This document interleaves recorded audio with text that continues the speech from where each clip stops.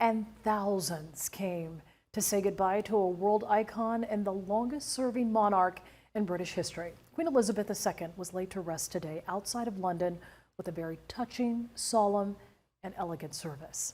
The funeral was planned by the Queen herself with nearly every single detail mapped out before her death. Outside the service, tens of thousands lined the route of the dramatic funeral procession through the streets of London and eventually out to Windsor Castle outside the city.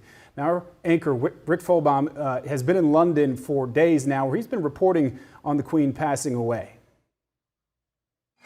It was a send-off fit for a queen, the Queen.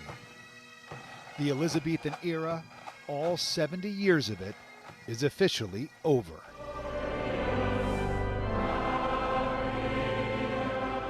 We don't do queens and kings in America, but here in the United Kingdom, she has been a steadying constant in a sea of change, an enduring symbol who served her country and secured its love. An Anglican bishop involved in the day's planning said the Queen didn't want her funeral to be boring. It was not.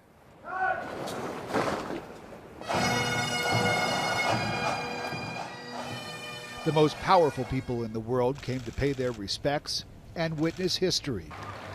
And thousands lined the procession route, some too young to appreciate the significance.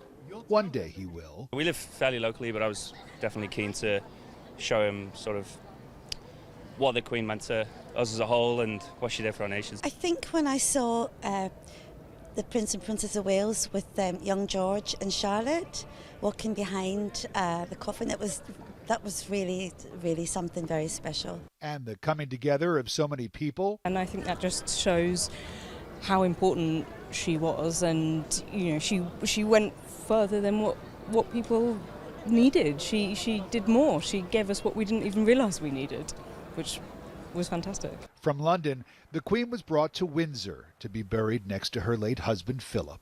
With the monarchy's line of succession, Elizabeth was likely the last queen we'll ever see. King Charles will be followed by William and one day young George.